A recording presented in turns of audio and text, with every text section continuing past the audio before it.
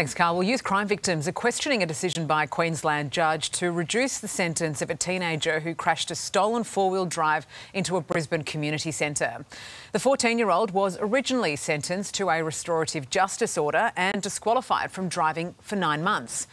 But on appeal, the teen was given a more lenient diversionary order referral and no disqualification. Youth crime victim Tom Myers joins us now in Brisbane. Tom, thanks for your time this morning. I mean, this is an unusual decision. How do you take it?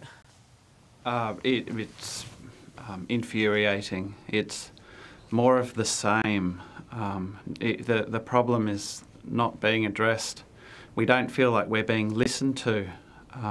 So it's very disappointing. Makes not just me but the community enraged to hear this. We're talking about a 14-year-old boy here who's been disqualified from driving for 9 months, but he shouldn't even be driving at that age. That's right. That's right. And let's not forget, when they get into these cars, they become lethal weapons. They you know, the damage they cause, the injuries and the potential to kill. It's not acceptable. Well, this is the thing. It's putting everyday citizens like yourself in real danger here, in danger of your lives. It feels as though every day we're hearing a story like this. For you out there, is it a sense that Queensland is being let down by the justice system, by the courts?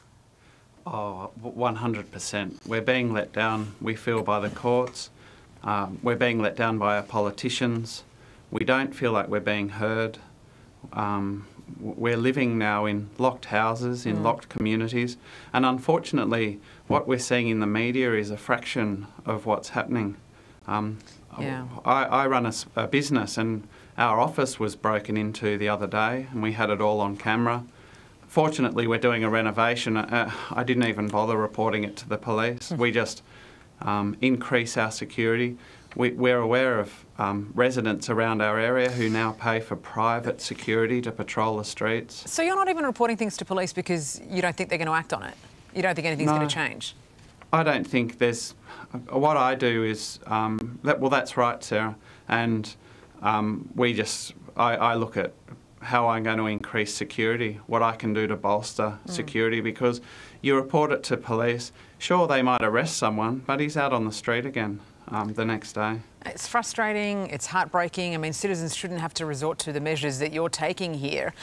And we appreciate the notion behind a diversionary order. You know, its intention then is to try and assist this member of the community, a 14-year-old boy, to improve his behaviour, but that seems unlikely from what you're experiencing.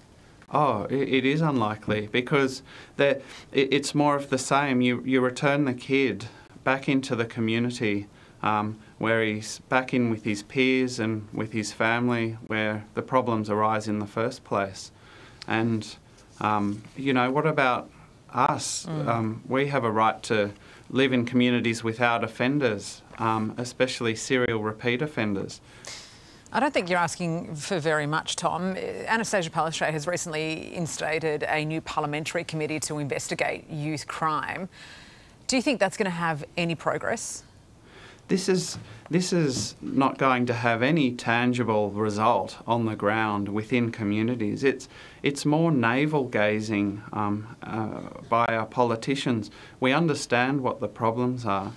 We have asked for a zero-tolerance approach.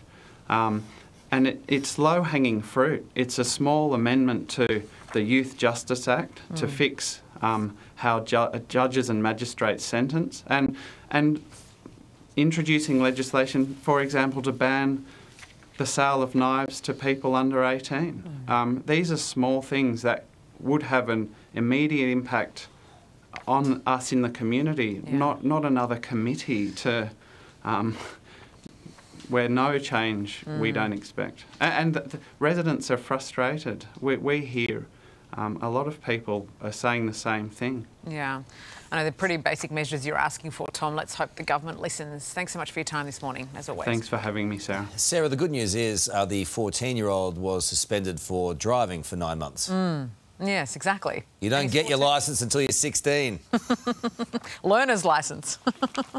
It's crazy.